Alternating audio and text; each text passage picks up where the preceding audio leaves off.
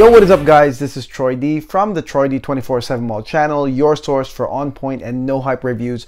Welcome back yet again everybody, and we are at it again with another amazing video from a fragrance that you guys chose. Again, it's you guys choosing this on the polls that I put up, and so I'm very excited to deliver this fragrance review to you. Now, before I continue, again, I want to greet you all a happy new year and a big thank you for getting my channel past 10,000 subscribers. So I really appreciate you guys. So do not stop liking, subscribing, and sharing my videos, showing your friends, especially those that want the real deal stuff, you know, the real deal feedback on a lot of these fragrances that are like super duper hyped. Now, this fragrance I'm about to review, in my opinion, is a fragcomm born fragrance. That's right, I think that fragcomm made this happen for this company, and this fragrance, I believe, retail wise is sold out because of such demand. The knowledge of this fragrance started with a couple big YouTube reviewers really raving about this, and then there was like a big buzz about it, and then eventually this fragrance even won an award, okay, last year for being like an excellent perfume. Now, the thing about fragcomm born fragrances, in my opinion, is that you have what I call is the fragcomm pass along messages. What that means is there could be like a couple different types of feedback on this fragrance, and basically fragcomm people just smell it and pass along the exact message, even if that's not really what it is, or maybe they're smelling something different, but they'll just pass along the same exact message. This is none other than Scents of Wood Plum in Cognac. Plum in Cognac right here by Scents of Wood. You guys wanted this, so we are going to talk about this. Now, just looking at the name is pretty literal, and I'm just like, oh man, here you go. This is the reason why there's that pass along message. Basically, it says plum in cognac. So I mean, right there, if you are literal type people and you're not into the deeper meaning of things, then you're just gonna be like, well, this is what I can expect. It's plum and booze, it's plum and cognac. And that's really what I got to when it came to reading the fragcomm feedback. Just a lot of people talking about juicy plum, juicy plum, juicy plum and cognac, boozy, amazing booziness with plum. And so I was just like, why do I even need to review this if that's exactly what people are getting?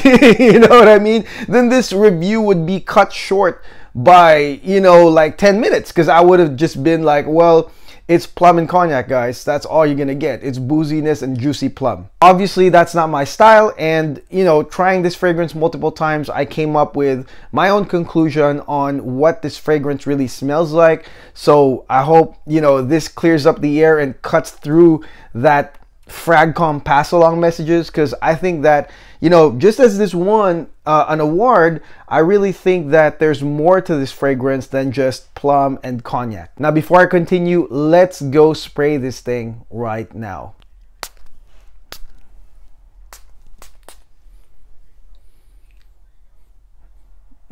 Okay, let's go talk about Plum and Cognac by Scents of Wood, guys. All right, so the first thing I want to talk about is the opening. Okay, actually the opening and the mid for me are the most significant parts of Scents of Wood, Plum and Cognac. Now, in the beginning, guys, let me tell you the chronology of how it is, just so you don't just go and say, well, it's plum and cognac. All right, so the first thing that comes out is plum. Okay, first is plum. And the interesting thing about plum is that it's such an excellent wintertime note. I really think that when you mix plum with a lot of dark and boozy notes, and this has been done elsewhere, and I'll tell you about my own like plum fragrance that I use a lot. I think that plum is an excellent wintertime note. And the thing about this opening that makes it different, and I'm sure if you guys have tried plum and cognac, you can, you know, affirm that. The thing that happens right after, though, is that the rum really cuts through the plum right from the get-go, seconds in, as you are smelling that plum. And it is expected there is going to be that rum note that really comes out and cuts through, and you can really smell that rum note.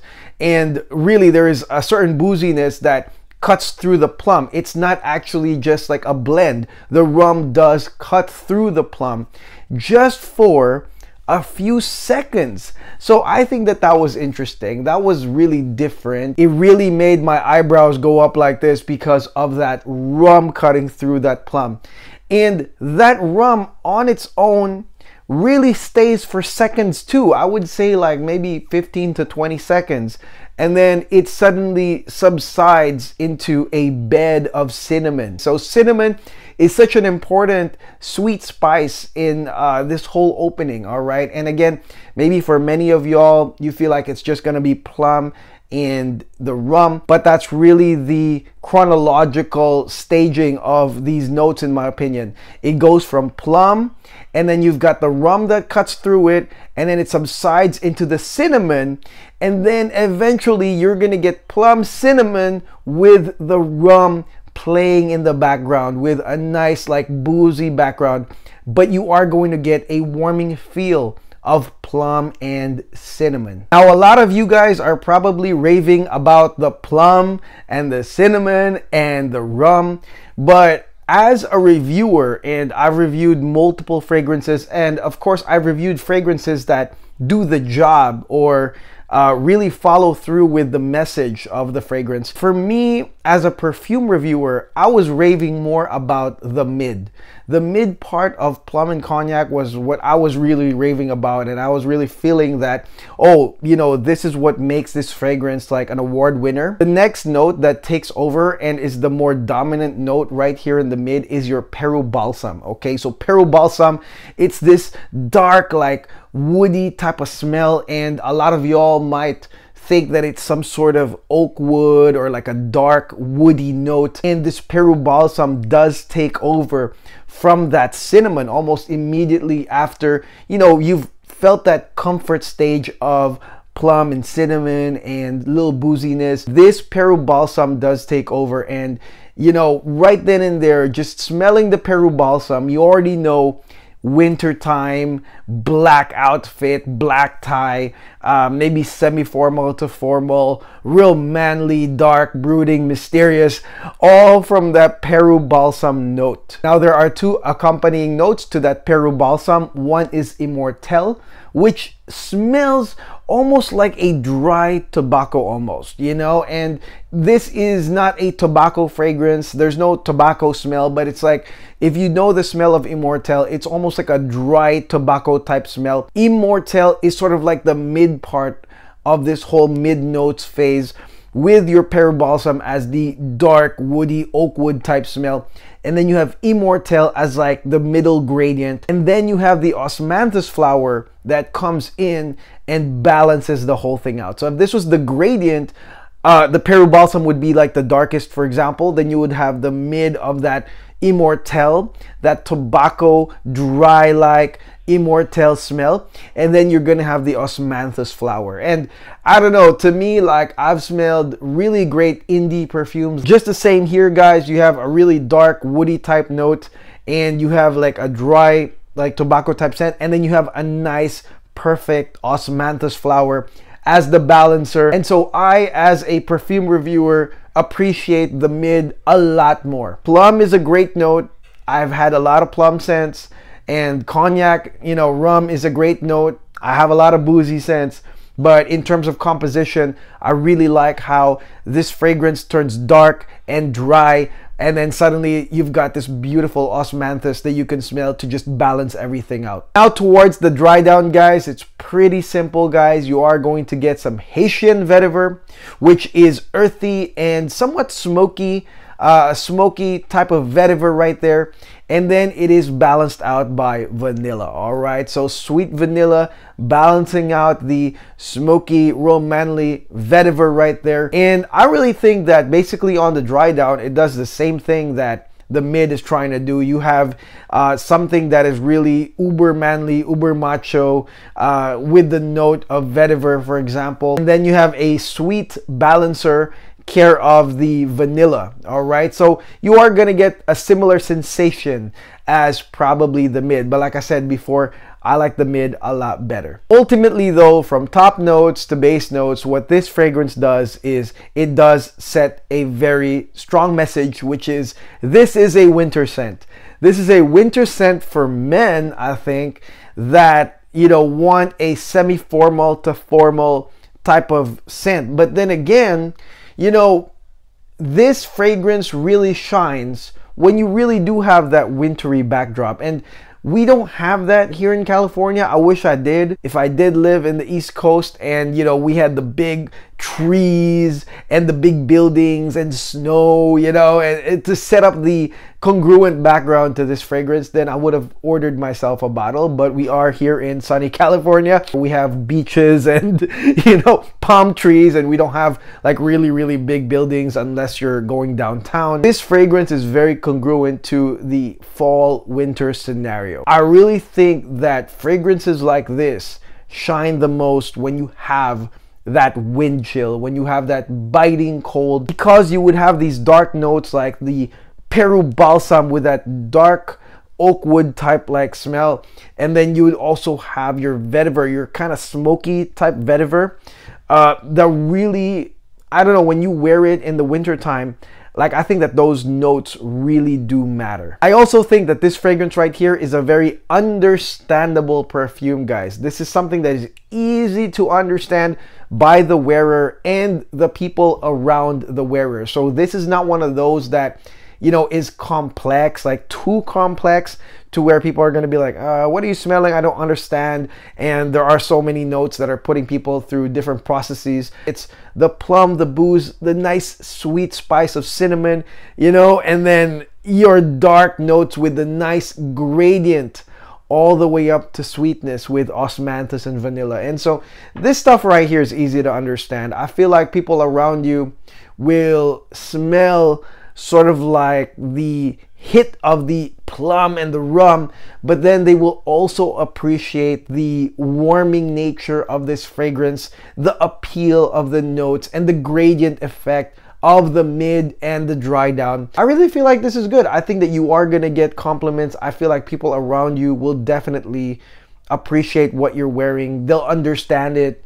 And I think that you're going to get compliments from this. Now, the thing that people are talking about with this fragrance is the performance. And I've had people say it's a beast mode, it's crazy, you know, like eternal smelling. And then you have people that are saying that it's not. I believe that scents of wood, plum, and cognac, first and foremost, is an aura scent. I don't think it's a beast. Maybe if you spray it more, but I really sprayed it 3 times to give it a fair shake, because what I read was people were saying it's beast mode. It does produce an aura around you, but I don't think it's one type of aura that will grab the entire room or will suffocate an entire room. And I'm really glad it's not, because, you know, this is also like a draw-in scent. I just talked about Roja Manhattan, and I said that, you know, this is a draw-in scent because, you know, it's sort of set on the environment of speakeasies and the nightlife in Manhattan. You know, when you're in conversation, those are the type of fragrances that you like, a draw-in fragrance, because it does draw people's intrigue and inquiry into what you are wearing. In this case, I really feel the same with plum and cognac. I feel like it's an aura scent. It's probably more powerful than Manhattan, but this one right here is not like a suffocating type of scent. 3 sprays is more than enough to get the attention of people that's around you, a few feet around you, and it will draw them into conversation. And if you're already in a conversation, it will definitely draw them in even more because of the sensations that they're gonna go through as they are smelling this scent. Longevity wise, the interesting thing was it didn't last super long. Okay, that's my honest to goodness answer. I tried 3 sprays and it didn't last like 15 hours or so. I think that a fair appraisal of the longevity of this fragrance is probably on 8 hours, significant scent. And then maybe after that, it's more of like a skin scent or like a real close lingering scent, but significant performance, I would say 8 hours. This is a dry perfume, guys, okay? So don't just listen to the fragcomm pass along messages, juicy plum, yada, yada, yada.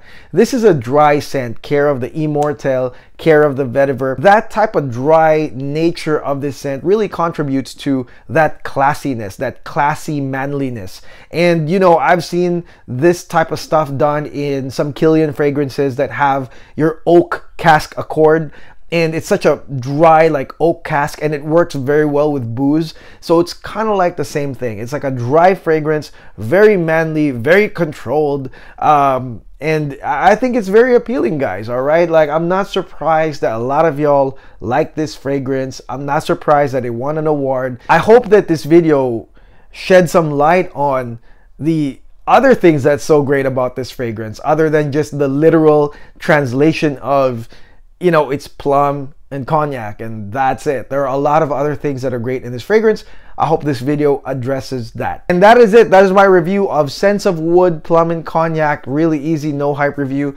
Let me know in the comments below what you think of this fragrance. Do you guys own this fragrance, like a full bottle? And how is it performing for you guys? Is it performing pretty well? Is it really a beast? Does it last really long, or is it kind of just moderate? Let me know in the comments what you like the most about this fragrance. Until then, thank you for watching. Thank you for liking, subscribing, and sharing my videos. This is Troy D. I'll see you guys on the next one. Peace.